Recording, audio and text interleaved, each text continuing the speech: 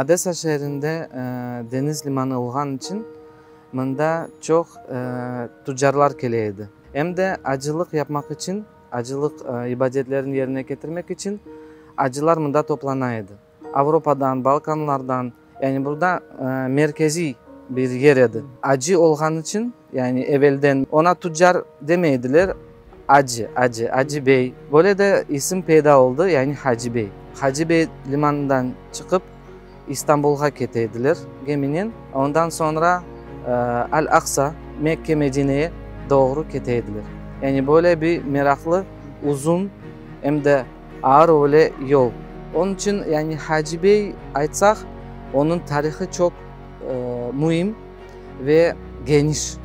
Kırım Tatar adları Rus adlarına çevrildi. Kırım Tatar adlarının arkasında tarih var. Bir şehrini sen ismini değiştirsen, isim ne zaman değişti, tarih o zaman silindi. Yekaterinina'da gelgen zamanlarından bütün Müslümanların, bütün Kırım Tatarların, Türklerin bundan yok etti. Bu suallerge eğer cevap verilse, tabii ki Kırım Tatar tarihi meydana gelir. Yani böyle ahvalda eğer Müslümanlar birbirini hürmet edip birbirinin böyle bir beden gibi olsak bizi kimse yenmez.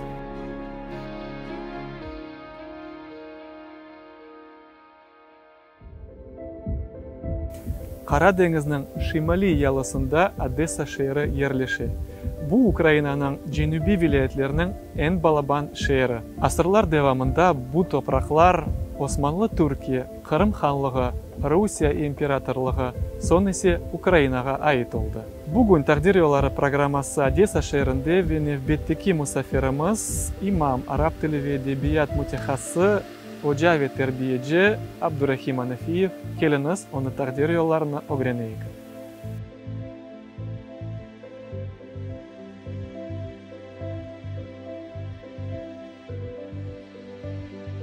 Selamun Aleyküm Abdurrahim Hoca. Aleykümselam ve rahmetullahi ve berekatuhu. Çok memnunum bugün sizinle Takdir Yolları programması çerçevesinde sohbetleşmeye ve birinci sualım, hocam siz Kırım'dan, Kırım Tatarı olarak tamırlarınız nereden? Karbabam Kalçugina degen yerden eskiden bulganak.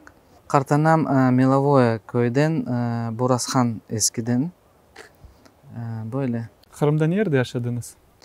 Kırım'da önce Azovski'de Kalay degen bir yer var.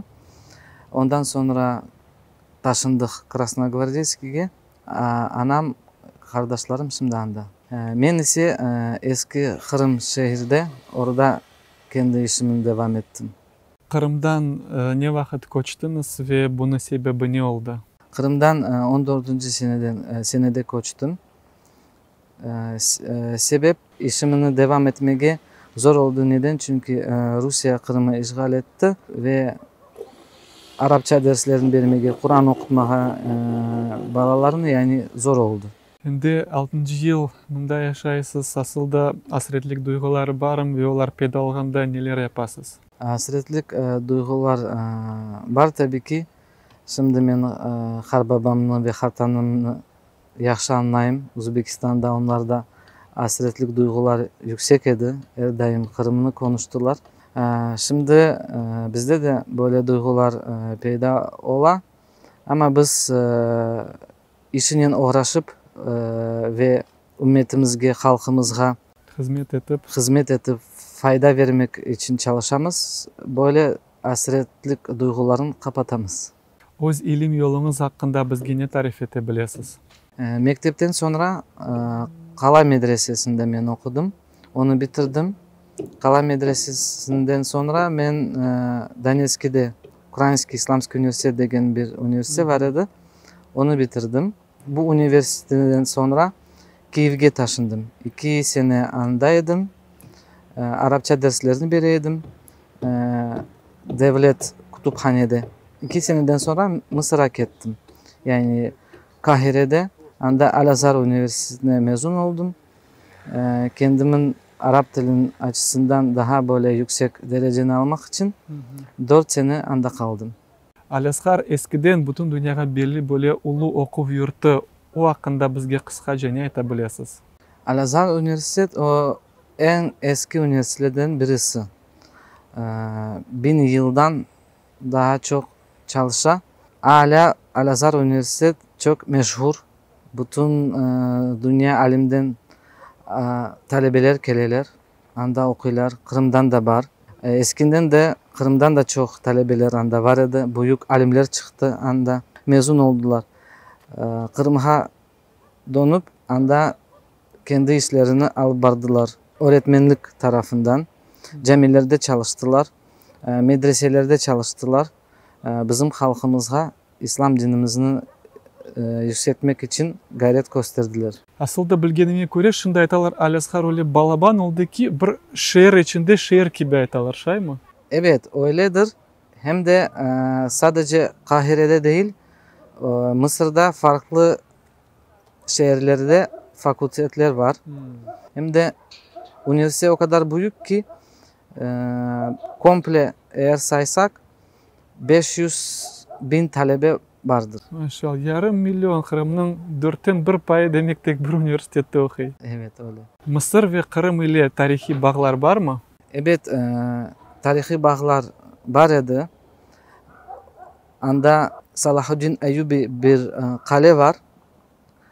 Anda dolaşıp yürügende ben bir büyük haritanı kurdum. Anda böyle çizgi var idi. Kefe'den Kahire'ye Memlükler gelişi gösterdiler o haritada. Ve bizim halkımız içinden Abdullah İbn Masud, İbrahim İbn Masud degen böyle adamlar vardı. Mısır'da balalarını Kur'an-ı Kerim'ini öğrettiler ve Arap dilini öğrettiler bizim halkımızdan. Kırım Tatarlar Mısır'da Evet. Araplarına Arap dilini öğrettiler. Evet. Maşallah. Aslında men bunu anğanda Kırım ve Mısır birinciden mağa eski Kırım'daki Beybars camisi aklıma geliyor. Çünkü Beybars da Mısır'dan idi ve o öz parasına eski Kırım'da bu camini kurgan eken. Doğru. Hem de Sultan Beybars onu tarihi çok zengin. Mısır'da bu tarihin hakkında halk değil ama okulu adamlar bilirler. Aslında umumen ne için siz dediniz Arap dilini bilmege, öğrenmege? Böyle bir olay oldu benim hayatımda.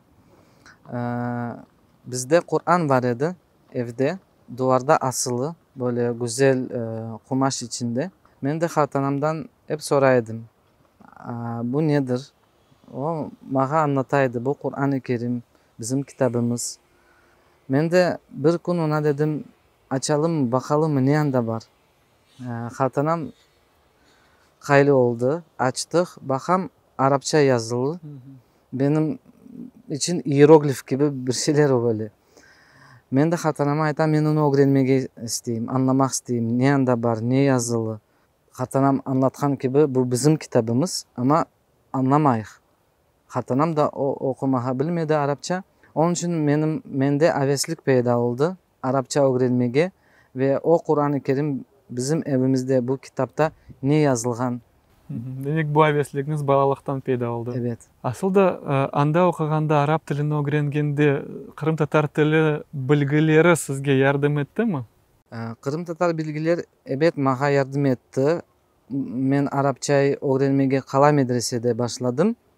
O zaman bana yardımcı çok oldu. Ama Mısır'a gittiğinde benim Arapça daha yüksek olduğu için Kırım Tatar tili daha zenginleşti. Kırım'a geldiğinde hocamla konuştum. O da bana ayta senin Kırım Tatar tili daha böyle zengin oldu. Maşallah daha böyle çok yaxşı laf etmeye başladın sen. Ben de dedim Arapçayı öğreneyim onun için. Aslında okup sizge nasıl berildi, ağırlıkları duydunuz mu? Arap dili çok zengin bir dildir. Rus dilinden daha zengin. Tabii ki ben hala devam ettim. Öğrenmege. Evet. Arapça o kadar geniş bir dil ve Kur'an-ı Kerim'de ibareler o kadar içine manalar içirirler. Yani bu manaların anlamak için bütün taraftan Arap dilini öğrenmeye gerek. Onun için hala ben daha kendimi zenginleştirmek için üzerimden çalışam. Siz Arap tilinin mütehassısısınız. Aslında bu zina tili bir yerde tercüman olarak çalıştınız mı? Tercüman olarak çalıştığım Kiev'de 2 sene yaşarken orada farklı insanlara tercümanlık yaptım. Bazı iş adamlar geldiler. Ondan sonra siyasi adamlar geldiler. Tercümanlık iş orada yaptım ben. Misal için Emiratlardan temsilcisi gelgen zamanda Rifat ağamızga tercümanlık yaptım o adamla. Ondan sonra Türkiye'de, İstanbul'da 3 sene kaldım. Orada farklı şirketlerde tercümanlık yaptım. Ticaret tarafında. Arap dilini öğrendiğimde benim için çok kapılar açıldı. Hem de din açısından hem de bizim tarih açısından. Halkımızda çok dualar var, yazılı dualar. Böyle kaligrafi şeklinde. Evet, kaligrafi şekilde hem de ben Mısır'da Usnuhat degen bir ders alaydım kaligrafi. Çok farklı çeşitler var. Onların okumağa öğrenmeye gerek.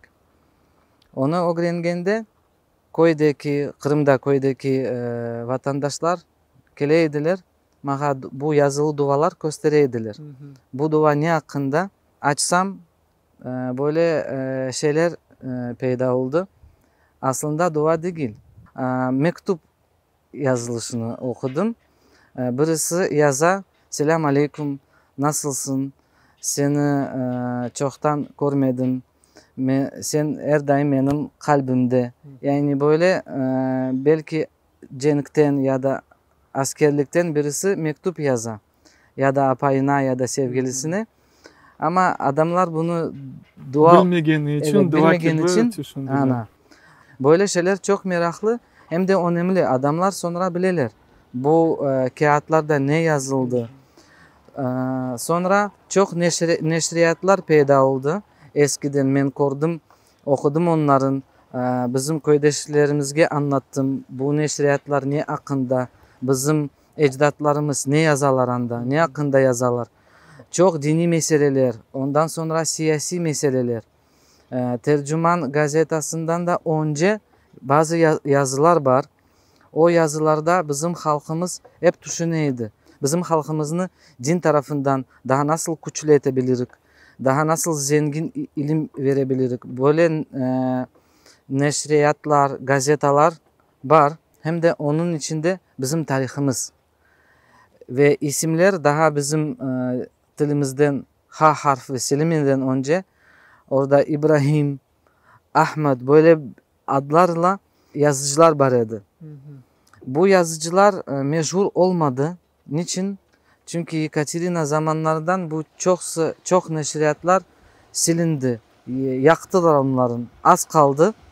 Hem de şimdi Arapça bilen adamlar az ve usnuhat mutahassıs da az. Yani bu kaligrafi ustaları hem de onun okumaya bilen adamlar çok az. Onun için yavaş yavaş bu yolda da ben çalışmak isteyeyim. İşgalciler öz hareketlerini her vakit bir prinsip ile kurarlar. Onlar her vakit işgal etilgen topraklarının tarihi mirasını yok etmeye tırışarlar. Yazıklar olsun ki Hacı Bey de istisna olmadı. Büyük, şanlı Müslüman şehri bir anda siyasi haritalarından silinip yok oldu. Ve onun yerinde dünya üzerinde Odessa şehri peyda oldu. Bu şehir Odessa olarak tek 1795 seneden belli oldu. Ama odan evvel aman aman 4 asır devamında bu yer Hacı Bey gibi belliydi bütün dünyaya. Aslında Hacı Bey adı haydan peyda olganını bilesiniz mi? Bu haqda malumatlar var mı? Odessa şehrinde deniz limanı olgan için bunda çok tüccarlar geleydi. Mal mülk birbirinin arasında sataydılar. Hem de acılık yapmak için, acılık ibadetlerini yerine getirmek için acılar bunda toplanaydı. Avrupa'dan, Balkanlardan, yani burada merkezi bir yerdi. Demek olarak bu yerge toplanıp hem de böyle sentral yolundan keteydiler. Evet. Hem de böyle bir isim peyda oldu. Tüccarlar acılığa gitmese de ama acı olgan için yani evvelden mesela 2-3 yıl önce acılık yaptı. Ona tüccar demeydiler. Acı Bey böyle. Böyle de isim peyda oldu yani Hacı Bey. Hem de eğer acılarını yola baksak Hacı Bey limanından çıkıp İstanbul'a keteydiler geminin. Ondan sonra Al-Aqsa, Palestina degen bir memleket. Müslümanların üçüncü mukaddes toprağı. Evet. Ondan sonra Mekke Medine'ye doğru keteydiler. Yani böyle bir meraklı, uzun hem de ağır öyle yol. Ama Allah Azze ve Celle öyle uzun yol olan için hem de ağır yol Müslümanlar bir şeye bakmayıp keteydiler. Niçin? Allah'ın emrini yerine getirmek için, sevap kazanmak için böyle bizim ecdatlarımız gayret gösterdiler bu işinde. Demek olar bir seyahat içinde üç mukaddes yerin birden görüp geleydiler. Evet. Aslında Hacı Bey nenin belli edi, yerli sakinler nenin uğraşaydılar, bu yerde neler var idi evvelden? Eskiden Akkerman diyen bir şehir var ediminde. Şimdi onun adı Belgorod-Dnistrovskiy. Osmanlı zamanında Müslümanlar anda kale kurdular. O kale içinde sakinler kendine cami kurdular. Çok ustalar var idi anda. Ustalar deriden elbiseler tıktılar. Yani orada şimdi eğer varsanız çok ustaların yerleri kaldı. Hem de caminin esası kaldı. Yani anda cami merkez yani kale içinde merkezde camiydi.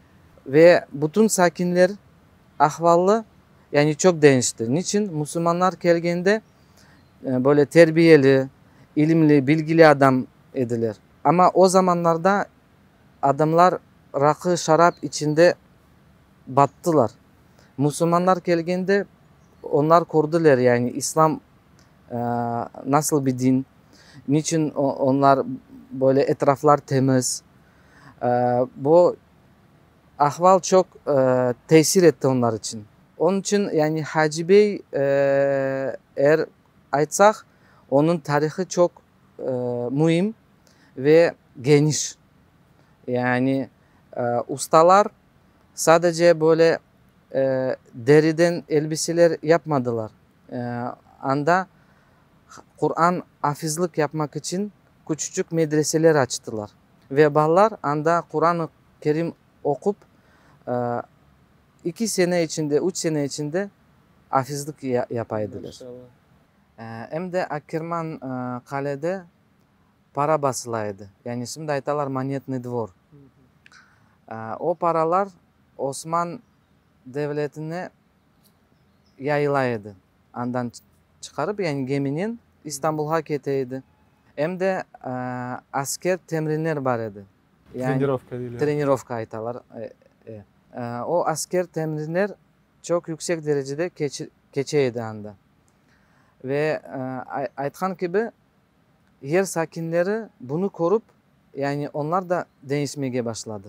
Yani baktılar nasıl yaşayış Müslümanlarda böyle temiz, içkisiz. Onlara o kadar tesir etti ki onlar İslam dinini kabul etmeye başladılar. Yani bu kale Hacı Bey tarihinde böyle büyük bir rol oynadı. Cenubi Ukrayna'nın topraklarında seyahat etkenimde çok böyle tarihi Kırım Tatar adlarını gördüm, öğrendim, bildim ve şimdi onları hepsi Zemanevi vaktinde yok. Tek tarihte kaldı. Siz nasıl düşünüyorsunuz? Niçin öyle oldu ki? Bunun sebebi Rusya'nın tesirinde var. Niçin Kırım Tatar adları Rus adlarına çevrildi. Kırım Tatar adlarının arkasında tarih var. Yani şimdi bir şehrini sen ismini değiştirsen isim ne zaman değişti? Tarih o zaman silindi. Niçin her isim onun manası var. Manasız şehrin isimlerin kimse koymadı. Mutlaka bütün isimlerin arkasında büyük bir tarih var.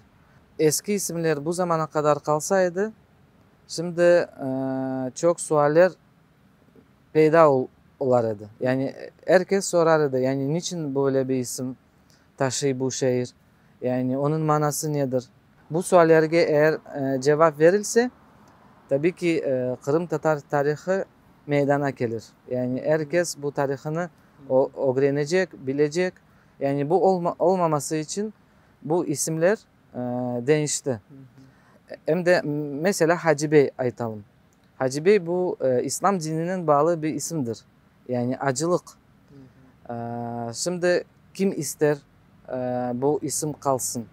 Bu zamana kadar eğer bu isim kalsa herkes bu tarihini öğrenmek isteyecek. Hem de Hacı Bey yer sakinlerden yani bugünkü Odessa yer sakinlerden sorsan Akkerman degen bir şey bilesiniz mi? Yani çoksa bilmiyorlar ya da Hacı Bey. Ama bilgen adamlar onun manası nedir? Niçin böyle bir isim koyuldu? Onlarda cevap yok. Yani bilmiyorlar bu İslam'la bağlı, Kırım Tatarlarının bağlı bir isimdir. Böyle bir mana yok.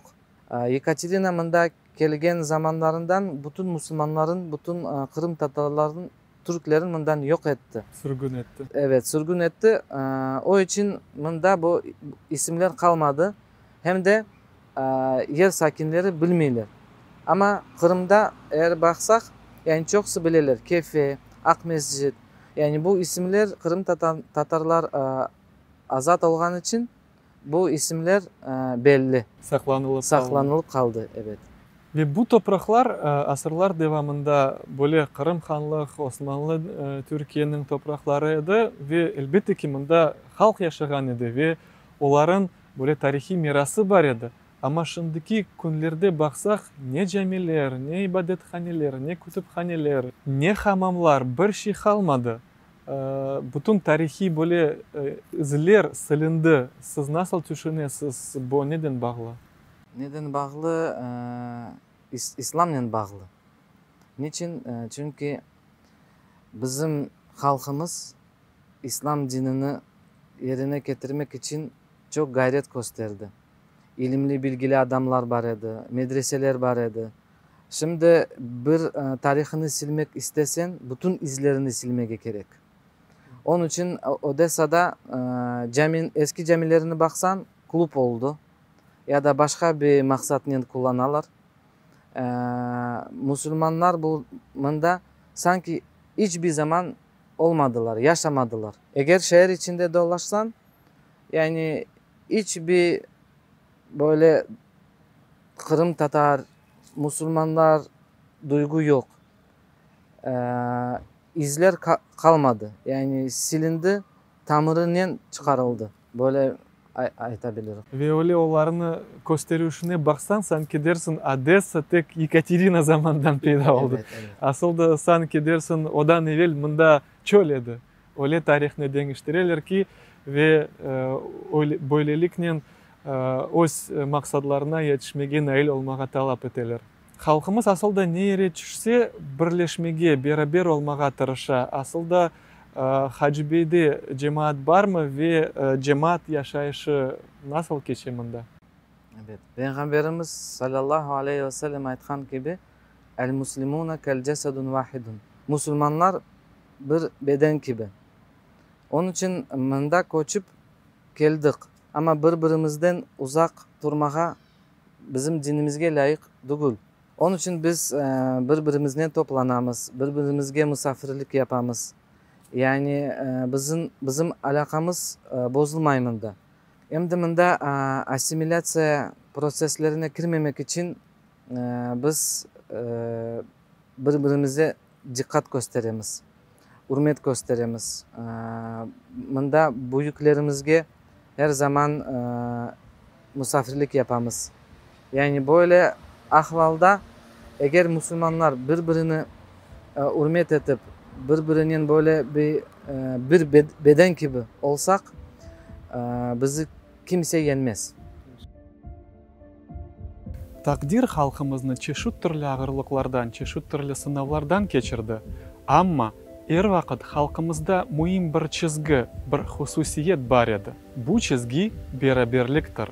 Xalqimiz vaqt biri-birining beraber jamoat ile olmaga tirasha ve ayni bu xususiyat xalqimizga bu sınavlarni, bu ağırlıklarni kechmege yardım eti.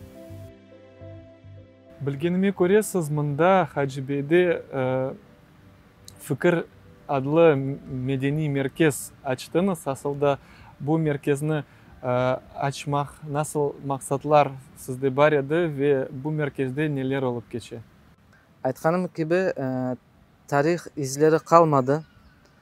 Şimdi Müslümanlarga toplanmaga yer çok az. Onun için biz kültür merkezini açtık.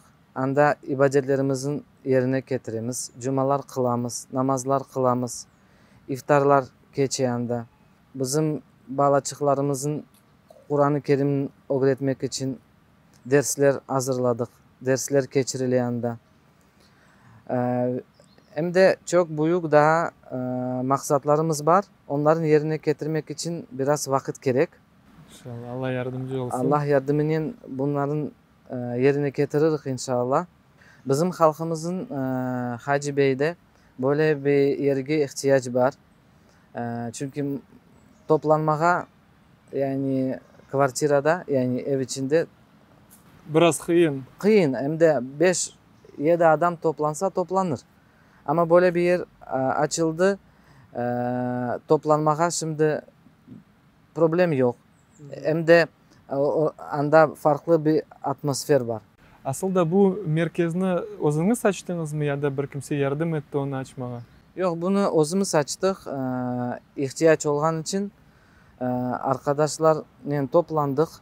Konuştuk, böyle bir yer olmalı. Onun için özümüz gücümüzle bunu yapamız. Şimdi o merkezde biz cuma namaz kılamız, Kur'an-ı Kerim öğretemiz, dersler veremiz anda.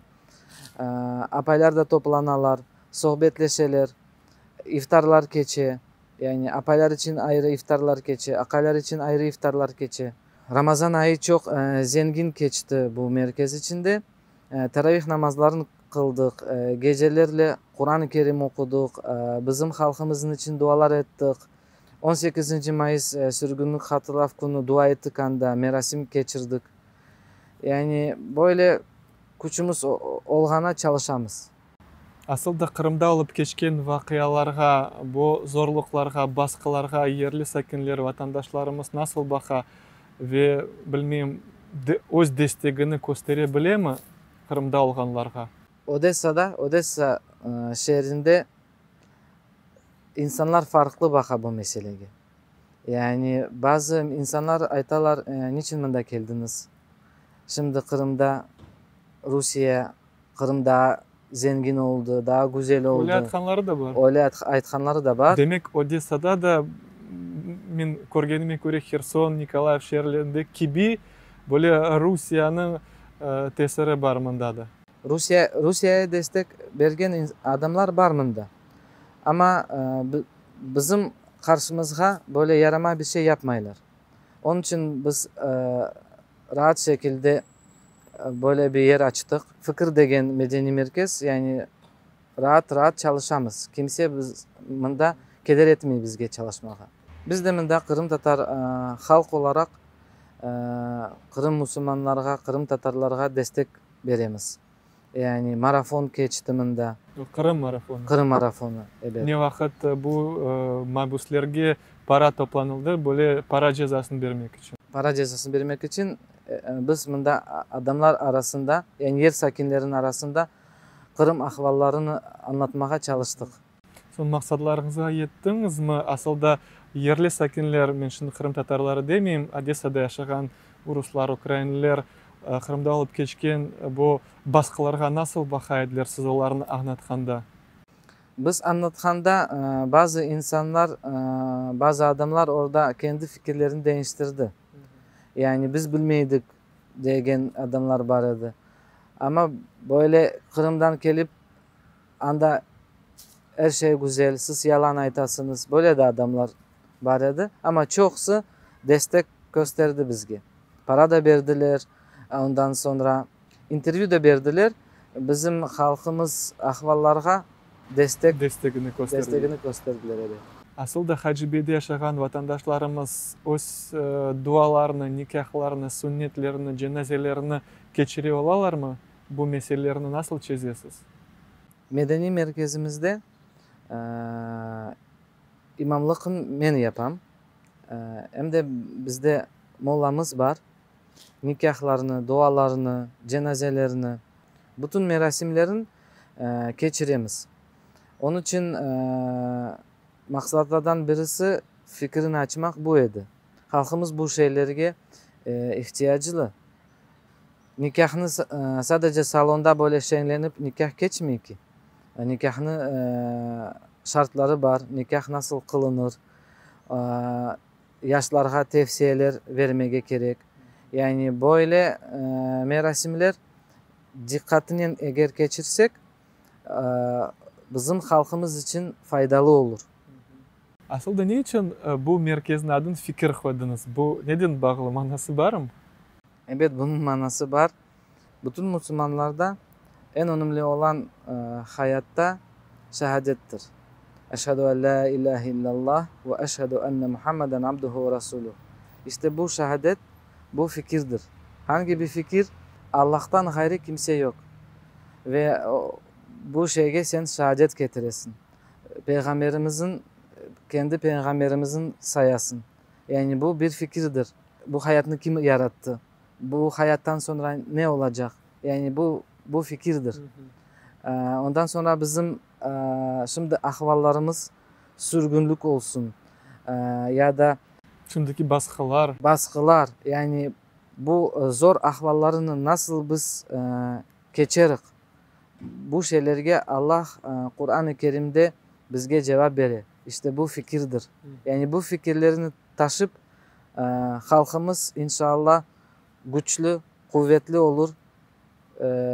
Hem de bizim yolumuz uzun, maksatlarımız büyük, yani halk olarak. Onun için tırışmaya gerek, bizim dinimizi yaymaya gerek. İşte bu da fikirdir. Onun için böyle bir isim koyduk, fikir. Yani şehadetle bağlı, Müslüman hayatına bağlı, Kırım Tatar halkımızla bağlı bir isimdir. Demek adının siz ima etiniz, yani namikat insanlara aslında çok çarak düşünmege. Evet.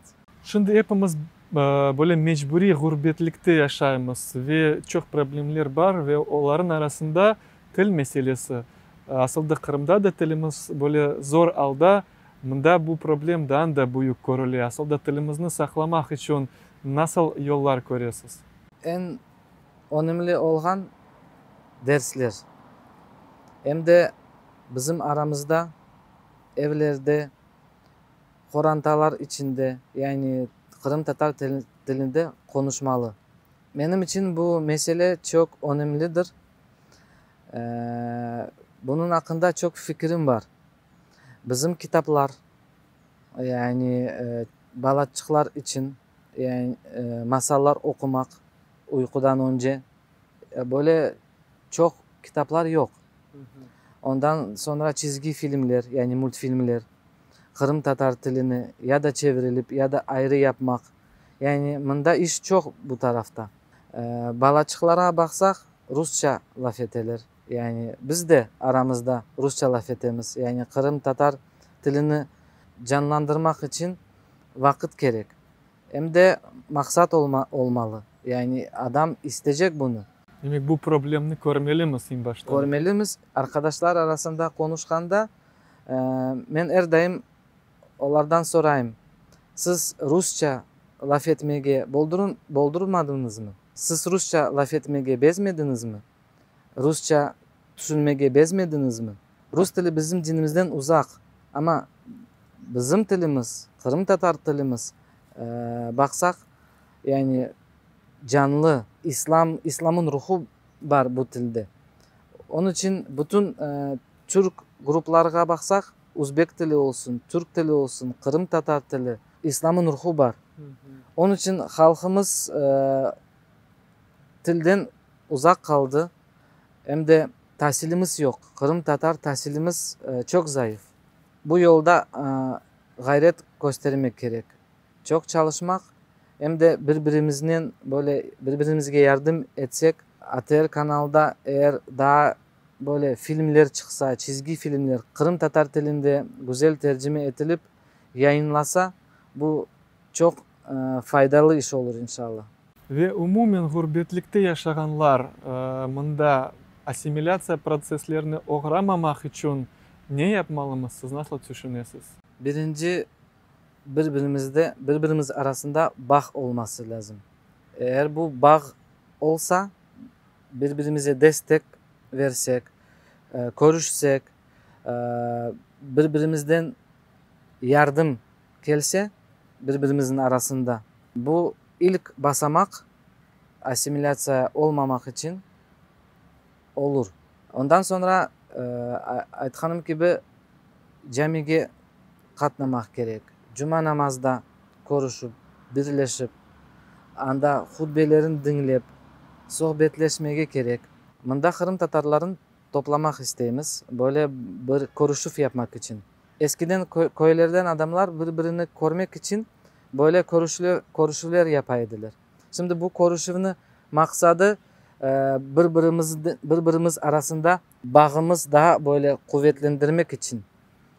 Onun için böyle merasimler olmalı. Parkta toplanamız. Şimdi Kırım Tatar derslerini düşünemiz. Bizim balaçıklarımızga nasıl bir şekilde vereceğimiz. Merkezimiz var. İşini başladı. Onun için böyle şeyler, böyle merasimler halkımızın arasında asimilasya olmamak için tabii ki keder eder. Yüce Rabbimiz öz kitabında mübarek Kur'an-ı Kerim'de bizlerge buyura: "Al-malu vel banunu zinetul hayatid dünya." Yani mal mulk ve oğlular bu dünyanın süsüdür, zinetidir dep bizlerge buyurmakta. Hakikaten yaş nesil balaçıklarımız her bir halkның, her bir milletinin baylıdır ve bizim geleceğimiz mutlaka onlarla bağlıdır. Onun için geleceğimizni yüksek ve parlak olganını görmek istesek, bizim yaş nesilimizge, balaçıklarımızga mutlaka dikkatli olmalımız. Şimdi biz Fusha Bilgi Merkezinde, bu merkezde nasıl dersler geçirilir, ne öğrenilir? Bizim merkezimizde Arap dili ve edebiyat dersleri geçirilir. İslam dinimizin usul dersleri geçirilir. Ondan sonra Kur'an-ı Kerim kaideleriyle nasıl okunur ve onun meali. Ondan sonra bizim bala bahçesimiz var. Hayal onun ismi. Meçhida demek. Hem de yaz bala kampı geçti bizde. Her yaz bunu geçiremiz biz balalar için. Farklı yerlerden bizim kampımıza balalar gelirler yazda. Arap dili dersler yazmak, okumak, tercüme etmek, laf etmek, böyle bir şekilde biz Arapça derslerini veririz. Kur'an-ı Kerim ise balalar okumağa, doğru düzgün harflerini çıkarmaya öğrenirler. Kur'an-ı Kerim manalar, yani her surenin manası var. O manaların açıklama yapamız bizim balalarga. Yazda lagerde anda farklı bir program. Niçin? Çünkü 2 hafta gelirler ballar en az. Bazı ballar bütün yaz geçirdiler ya da 1 ay. Demek beğendiler. Evet. Ama 2 haftalık program namaz öğrenmek, Kur'an-ı Kerim'den bazı surelerini ezberlemeye, dinimizin esaslardan umumi bilgileri veremiz kamp içinde, yani lager içinde. Ana babaya hürmet, birbirine nasıl ilişki kurulur. Böyle şekilde ballarga dinimizge sevgi, birbirimizge hürmet olsun diye bu derslerini veremiz. Ve bizim ballarga bugünkü zemanevi asırda daha fazla ilimge ve bilgiye sevgi olsun. yani sevgini aşılamağı için biz farklı bir program kurduk. Balalar yaz kampıda onların denizge ketemiz. Mında yakınımızda büyük bir şehir parkı var. Onların anda farklı oyunlar oynayımız. Bu oyunlar da ders gibi geçe. Onlar için quest yapamız. Böyle güzel soruların yani tarih olsun, matematik olsun, dinimizden sorular. Yani böyle bir oyun şekilde her şey geçe. Hem de ilim alalar hem de zevkli, güzel vakit geçirirler. Bizim bala bahçesinde en ufak yaşından çocuklara bilgi vermek için ayrıyetten program yaptık. Hocalar bunun üzerinde çalışırlar. Bala bahçesinde sadece vakit geçirmeye gelmesinler diye onlara ayrı yaşına göre program kurduk. Okul yaklaşa, yani 6 yaşında da balalar var. Onların yazmaya öğretmek gerek, okumaya öğretmek gerek. Güzel düzgün laf etmeye, harflerini çıkarmaya, logoped tarafından yani doğru düzgün konuşması olmalı. Niçin sabahtan akşama kadar balalar mında o işinin biz uğraşacağız tabii ki. Onun için bala bahçesinde bu şeyler olmalı. Biz de yemek için dikkat etmemiz hem de lezzetli olsun hem de faydalı olsun balalar için. Arap dili bala bahçesinde de veririz. Yani harflerden böyle ufak şeylerden Kur'an-ı Kerim'in anlatamız, dinimizge sevgi olsun. Bizim bala bahçesinde çok farklı halklardan balalar var. Kırım Tatarlar, Kazan Tatarlar, Dagistanlar, yani farklı halklardan balalar var.